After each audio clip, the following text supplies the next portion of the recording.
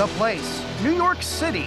The time, February 17th and 18th of 1996. In the mid-1990s, New York really had, more events than anywhere else. We created this destination where people could come, and it was really, I don't mean it as a pun, it was really magical. Going to Magic tournaments before Neutral Ground was all about going to the hotel conference rooms. People wanted to, play in Brian's tournaments. He ran the biggest and best tournaments back then. There's something unbelievable about finding people who are like you.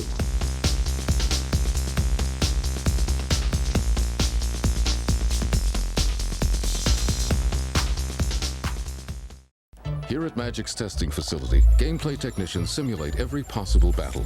Discovering Magic was this random treasure trove of awesomeness and possibility. I'd never seen anything like it. In the mid-1990s, a brand new game called Magic: The Gathering spread like wildfire among gamers around the world.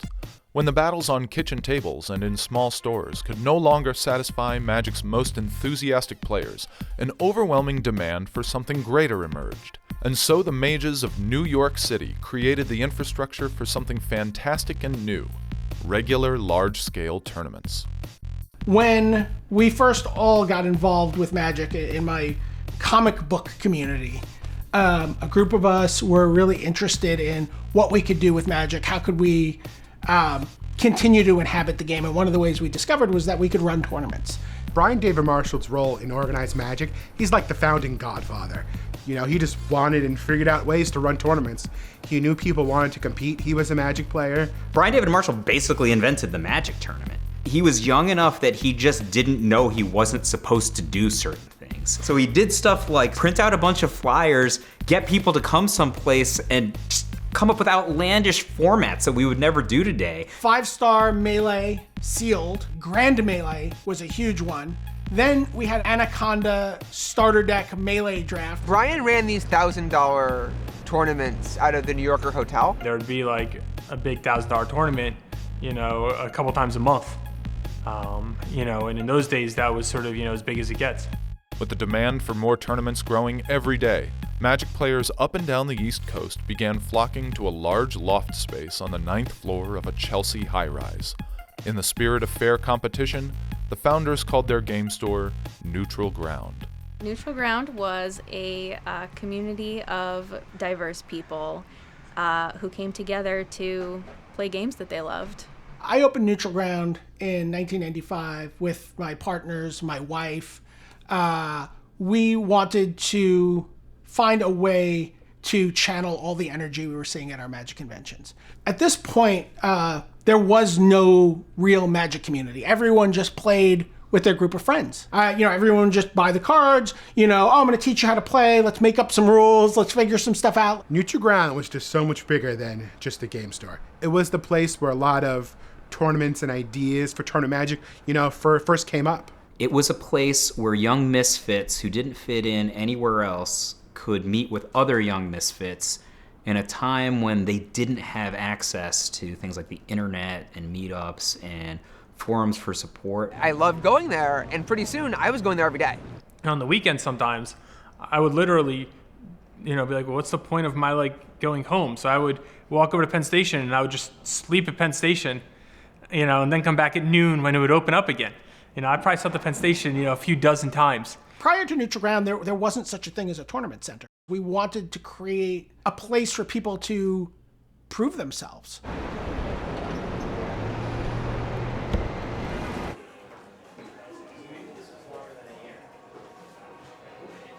Right now, we're behind the Puck Building.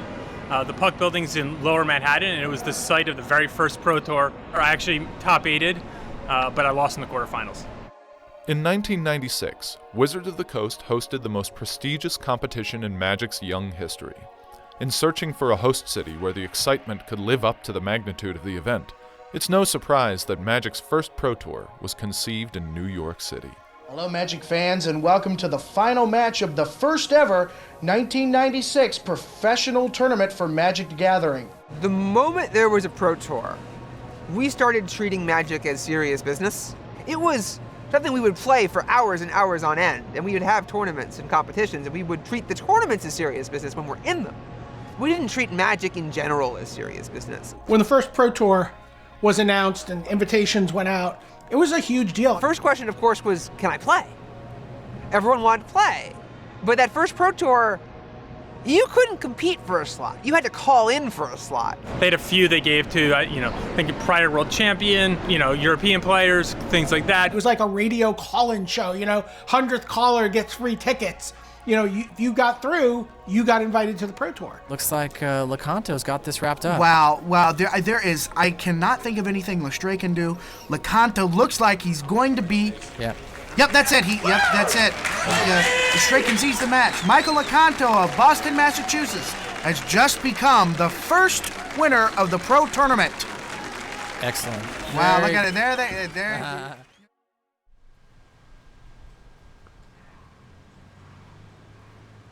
Let me find one of my favorite pieces of Magic paraphernalia. It goes back to when I was a kid playing Magic at Neutral Ground. But this is my old Spin Magazine article. Okay. And this has got a story about, I think, mostly what it was like to play Magic in general, but also what it was like to play Magic in New York. Oh, there's Annie DeFranco. Me and Annie, I feel like, I have to listen to her music now. I think the first Pro Tour in New York really legitimized, the New York Magic scene. But I don't even know what year this was. I'm thinking, August 1997, that's what I thought. I was 16 when they did this. The teen nerd boy craze. Now if they only knew how big it was and how many people play Magic. I think after the first Pro Tour, we started to realize you needed to develop a team of people around you who was serious about playing Magic, serious about testing. And I think that's why, me and John, while we first started, playing together, then we became very close friends, but that kind of idea of we need to play with the best to be the best is really what first, drew us to start testing together. All right, I definitely have a Neutral Ground t-shirt around here somewhere. We had tons of those. I think I have it right here. This was the Neutral Ground shirt. It's a little well-worn and loved. Neutral Ground closed in 2008, but that was under different ownership. For me, Neutral Ground ended around 2001, 2002. I think that Neutral Ground's legacy is probably in the players who came through our doors. Creating a place where John Finkel and Zvi Moshowitz and Steve OMS and Chris Bakula and Dave Price, and obviously those guys are super smart and they would have been fine no matter what. But I like to think that Neutral Ground provided a place for them to, to prosper. Look, to this day, I don't know whether or not this story is true. But there was one day a year that Neutral Ground would close, and that was Christmas Day. Literally open 364 other days a year. I was just hanging out as late as possible because we're Jewish. Where am I gonna go? It's Christmas weekend. And they didn't realize I was there, and they locked up and they left. And this is before we all had cell phones. And Sean McEwen was our manager who opened on Boxing Day. And he opens the elevator door, which opened right into Neutral Ground. And as soon as he opens the door, according to Sean, Zvi Moshowitz barrels past him into the elevator, starts jamming the lobby button, and the elevator descends, and he's like, what the heck? So I didn't have a way to let them know that I was there. So I'm just alone in the store. And then he hears a sound, and the alarms are still on. The motion detector is still, so he has to go, he disarms the alarm. And then they come in finally and they open the door, and then I just run out. And he's like, what the heck just happened? Was Zvi locked in Neutral Ground from Christmas Eve to the day after Christmas with the motion detector and the alarm still operating? He's like, that's crazy. So I'm just there. For several days, I'm just there.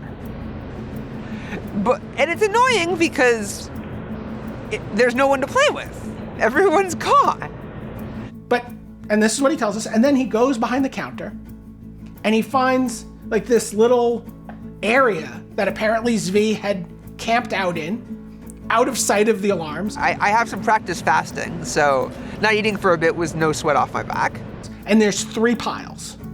There's a pile of candy wrappers, there's a pile of magic wrappers, and there's a pile of cash to pay for the first 2 piles. To this day, I have no idea whether or not this is true.